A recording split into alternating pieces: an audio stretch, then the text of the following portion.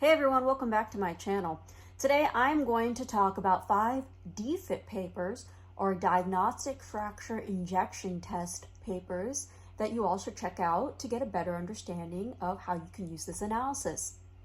Before we get to the content, please be sure to like this video, subscribe so you can get more content in oil and gas and professional development topics, and please be sure to comment on the video below so I can incorporate your feedback into future videos. Please be sure to hit that notification bell when you do subscribe, because I upload every Friday and every Sunday. Every Friday is a professional development topic, and every Sunday is a technical review, such as this video. Well, let's get to the content. What I'm about to say in this video are thoughts of my own, and that's a reminder for you all, and they're not based on any of the associations that I'm with. What exactly is a DFIT? A DFIT is a diagnostic fracture injection test, which is abbreviated to DFIT. You can get a few parameters to get a better understanding of a reservoir you're trying to explore, or an area that you have not exploited yet. You can get your initial reservoir pressure, and you can convert that to pore pressure and apply it to different engineering workflows, such as simulation. A famous parameter that you end up getting in DFITs, because most of the DFITs have been done in conventional reservoirs, is your combination of permeability and height, your KH. While that's still important, in unconventional reservoirs, it can be pretty difficult to achieve that KH because it may take a long time to achieve closure in low permeability reservoirs. Now that I've described very briefly of how DFITs can be useful and what exactly it is, it's a mini frac test, I'm going to talk about a few papers to get a better understanding of how you can use this analysis. The first paper I want to talk about is SPE 204191, or pressure depletion mapping using multiple DFITs.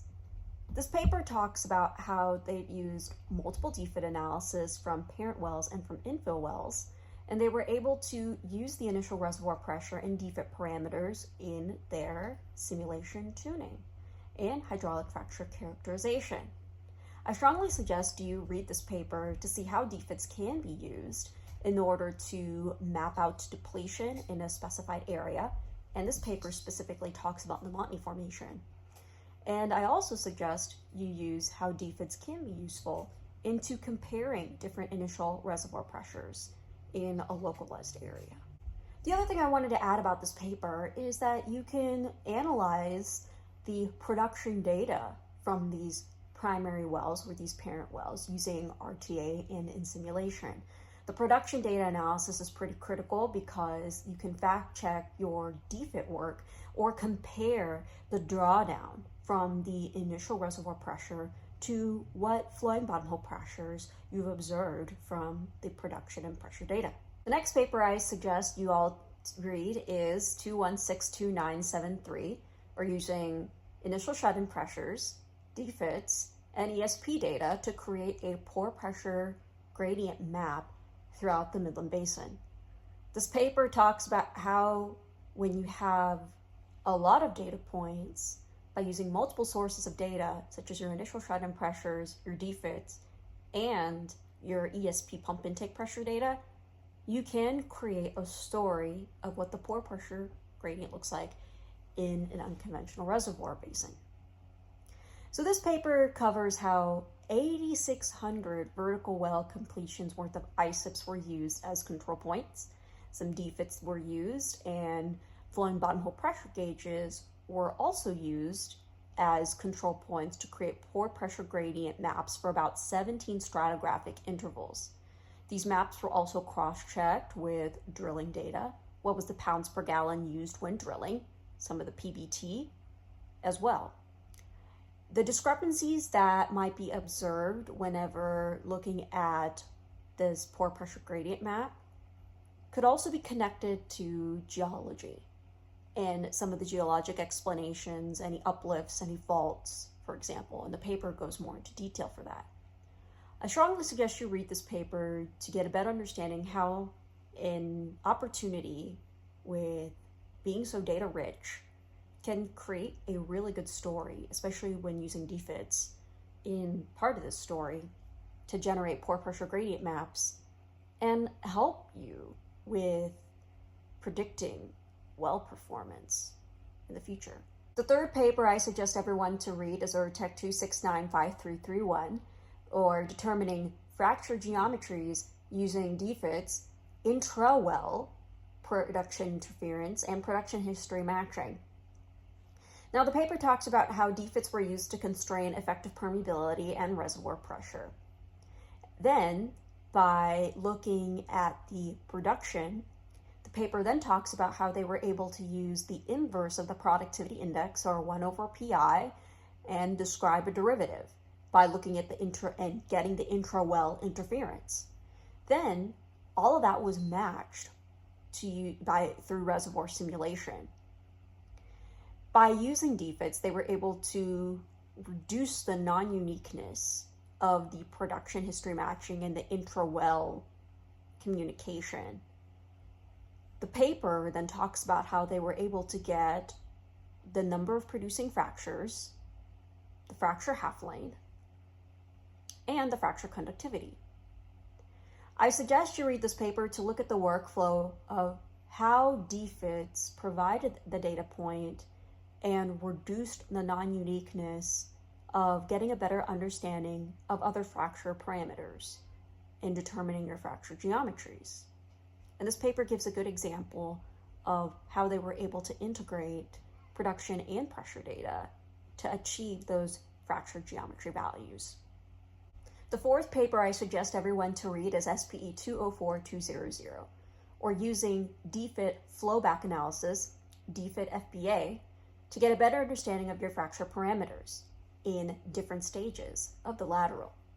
This paper covers how conducting this DFIT flowback analysis in different stages of the lateral, how they were able to improve the accuracy of obtaining closure at different points of the lateral. The way that this DFIT flowback analysis works is you conduct a mini frac analysis test, or the DFIT, then you flow back whatever was injected, conduct an RTA analysis, and identify flow regimes and closure from that particular analysis. From the DFIT flowback analysis, one could obtain the in situ stresses, your reservoir pressure, of course, and your productivity index. Now, there were additional corrections that were introduced in the paper, such as tortuosity, your perf friction, and those were primarily, and the wellbore unloading during your flowback. By introducing these corrections, the paper claims that they were able to improve obtaining closure pressure by about 4%. I strongly suggest you read this paper to look at another way of how DFITs are used and how DFITs are integrated with rate transient analysis to improve the analysis for the mini frac test. The last paper I suggest everyone to read is SPE 194344, or Estimating Permeability and Revisiting After Closure Analysis in DFITs. The paper gives a description on how radial flow is typically absent in unconventional reservoirs when conducting a DFIT, which provides a huge amount of uncertainty in some of the interpretations and even obtaining some of the crucial parameters in DFITs, such as reservoir pressure. That's how you end up using the after closure analysis to get that initial reservoir pressure. There are two egregious assumptions that are also made in general solutions of DFITs. For example, the Carter leak-off, and then the stiffness of your fractures, which is what the paper also describes. The paper then talks about how they extend some of the work that's been previously done of time convolution series to quantify the uncertainty analysis of DFITs. The paper talks about how using pore pressure can be derived by looking at linear and bilinear flow that's been observed in unconventional reservoir DFITs, but radial flow is still absent, or there are other parameters that cannot be obtained because you cannot see radial flow. This paper gives a lot of detail in how traditional DFIT analysis may not be enough to obtain some of the parameters in unconventional reservoirs because of the ultra low permeability. But the paper does give a different perspective on after closure analysis of DFITs, and I strongly suggest you read the paper. That way you can still make the most out of your DFIT interpretation. And that's a wrap, everyone. Those are the 5 DFIT papers I suggest everyone to check out to make better use of the analysis. If you have any DFIT papers that you want to talk about, go ahead and put them in the comments below or reach out to me on my social media platforms. Follow me on Instagram at Yogashri Pradhan. Follow me on Twitter, Yogashri Pradhan, Facebook, same deal, and on LinkedIn, connect with me. With all that being said, thank you so much for taking the time to watch this video. And please be sure to like this video, subscribe so you can get more content in oil and gas and professional development topics, and please be sure to comment on the video so I can incorporate your feedback into future videos. Please be sure to hit that notification bell when you do subscribe because I upload every Friday and every Sunday. Once again, thanks so much for taking the time to watch this video, and I'll see you in the next one.